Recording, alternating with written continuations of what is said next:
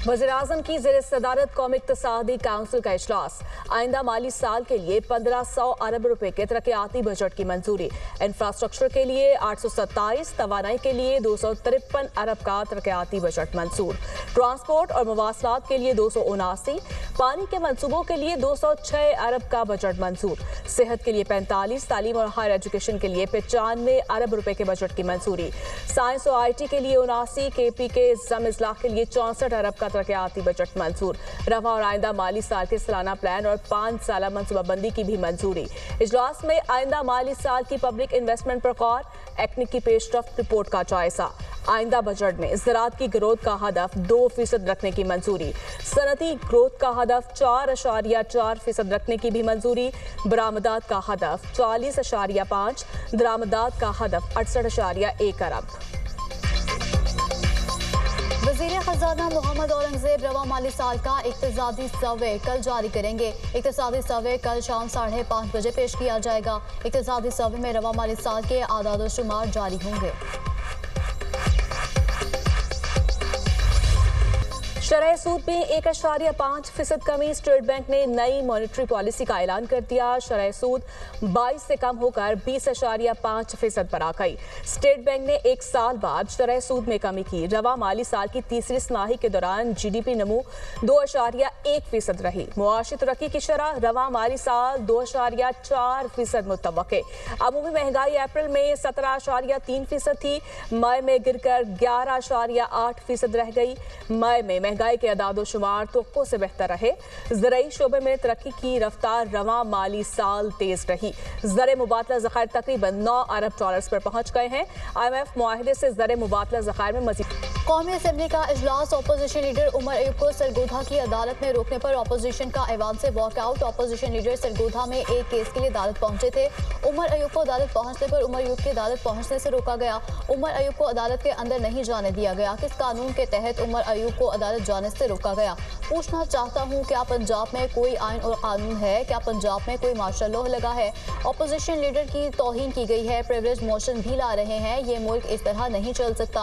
एहतजाजन walkout करते हैं। असद कैसर का ऐवान में इज़हार ख्याल।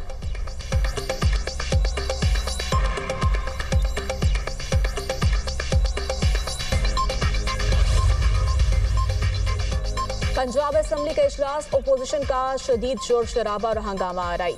अपोजिशन अरकान की स्पीकर डाइस का घेराव करके नारेबाजी। अपोजिशन ने एजेंडे की कॉपियां फाड़कर हवा में लहरा दी। पंजाब पुलिस की जानिब से कार्रवाइयों के खिलाफ अपोजिशन सरापा एहतजाज। IG पंजाब को ऐवान में बुलाने का मुतालिबा कर दिया। लाठी गोली की सरकार नहीं चलेगी। अपोजिशन की नारेबाजी। अपोजिशन अरकान ने असम्बली की कार्रवाई का बायकॉट करके ऐवान से एहतजाजन वॉकआउट कर दिया। अपोजिशन अरकान की कुछ देर बाद दोबारा ऐवान में वापसी। हुकूमती रुकन उस्मा कारदाद ने अपोजिशन की रुकनियत मुअत्तली का मुतालिबा कर दिया।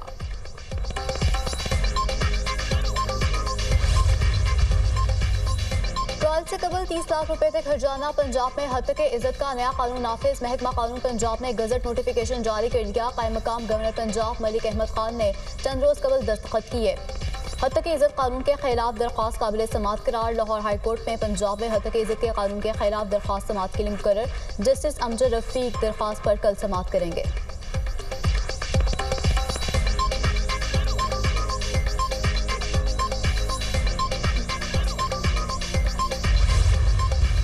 पंजाब में ये कानून पास हो रहा था तो पाकिस्तान पीपल्स पार्टी उसका हिस्सा नहीं बनी। फिर जब गवर्नर साहब के पास गया ये बिल सिग्नेचर होने के लिए, जो कि पाकिस्तान पीपल्स पार्टी के गवर्नर थे, गवर्नर पंजाब, उन्होंने उस पर साइन नहीं की। कौन सी पार्टी थी जो मीडिया पे कतरन लगाना चाहती है और कौन सी वाहिद पार्टी जो कि मीडिया की आज़ादी चाहती है? हर हाल में पीपल्स पार्टी मीडिया ट्रायल का पाकिस्तान में सबसे ज़्यादा विक्टिमाइज बनी। पीपल्स पार्टी हद तक इज्जत कानून की मंजूरी का हिस्सा नहीं। पंजाब में पीपल्स पार्टी के गवर्नर ने बिल पर दस्तखत नहीं किए। पता चलता है कि कौन सी जमात मीडिया पर पाबंदी चाहती है और कौन नहीं। पीपल्स पार्टी सहाफियों के साथ खड़ी है। बानी PTI की हुकूमत पी का कानून लाई थी।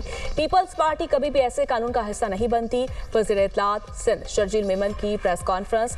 हद तक इज्जत बिल पर हुकूमत ने पीपल्स पार्टी से मुशावरत नहीं की। हुकूमत ने उजलत में बिल मंजूर कराया। हद तक इज्जत बिल पर सहाफियों का एहतजाज जायज़ है। हद तक इज्जत बिल पर पीपल्स पार्टी के अरकान ने वोट नहीं दिया और ना ऐवान में मौजूद थे। गवर्नर पंजाब का दुबई का दौरा शेड्यूल था। गवर्नर पंजाब बिल वापस भी कर देते तो दोबारा असेंबली से मंजूर करवा लिया जाता। रहनुमा पीपल्स पार्टी हसन मुर्तजा।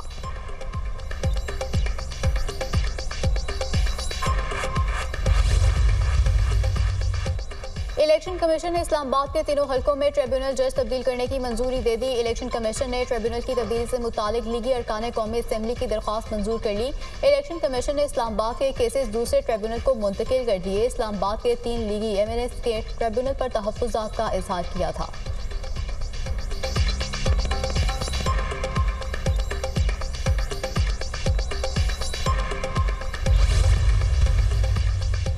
इस्लामाबाद में नून लीग के 3 MNAs फॉर्म 45 नहीं दिखा सके। फॉर्म 47 वाली बेईमान हुकूमत मर्जी के ट्रिब्यूनल जज लगाना चाहते हैं। तारिक फजल चौधरी ने फ्रॉड और धांधली की। क्या मुलजिम तारिक फजल चौधरी को ये इख्तियार दिया जाएगा कि वो फैसला करे कि कौन जज होगा? तर्जुमान तहरीक इंसाफ शुएब शाहीन की गुफ्तगू।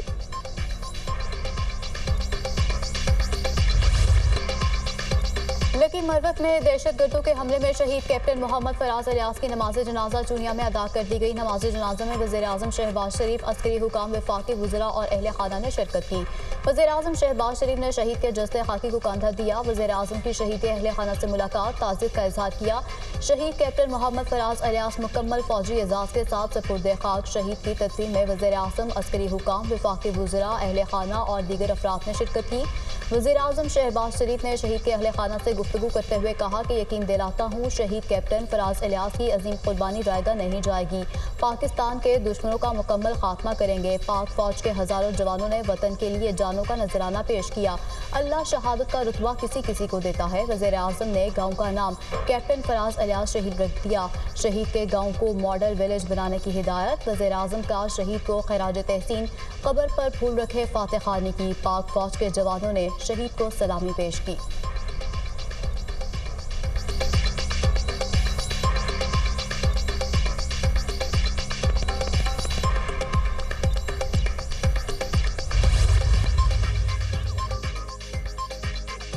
मुल्क के बेशतर इलाकों में गर्मी की शिद्दत बरकरार। सिबी जैकबाद में दर्जा हरारत 44 डिग्री रिकॉर्ड किया गया। लाहौर में पारा 42, मुल्तान में 41, डेरा गाजी खान 43 डिग्री रिकॉर्ड किया गया। महकमा मौसमियात के मुताबिक आइंदा दिनों में मजीद गर्मी पड़ेगी।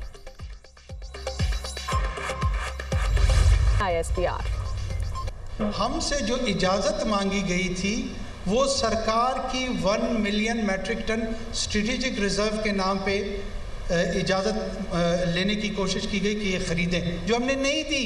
क्यों नहीं दी? इसलिए कि 300 बिलियन रुपीस उसका डेट माउंटेन क्रिएट कर चुका है। इन्होंने हमें फिर यही जोर दिया कि जी वो शॉर्टेज हो जाएगी, क़यामत आ जाएगी। हमने कहा कोई क़यामत नहीं आएगी। लोग क्रेडिट ले रहे हैं कि हमने गंदम सस्ती करा दी। चोरी हमने की, गंदम इन्होंने सस्ती करा दी। वाह वाह वाह वाह वाह। गंदम दरामद स्कैंडल। साबिक निगरान वज़ीर आज़म अनवारुल हक काकड़ ने खुद को तहकीकात के लिए पेश कर दिया। सबूतों के साथ किसी भी अदालत में हिसाब देने के लिए तैयार हूँ। सिर्फ 2.5 दिन के इस्तेमाल की गंदम इंपोर्ट करने की क़यामत आ गई। गंदम इंपोर्ट करने की इजाज़त 2019 में दी गई। इंपोर्ट करने का फैसला शहबाज हुकूमत ने किया। 4000 आलमी कीमत पिछली हुकूमत मुकर्रर करके गई। आलमी कीमतें गिरने के बाद वही लोग आटा सस्ता होने का क्रेडिट ले रहे हैं। अनवारुल हक काकड़।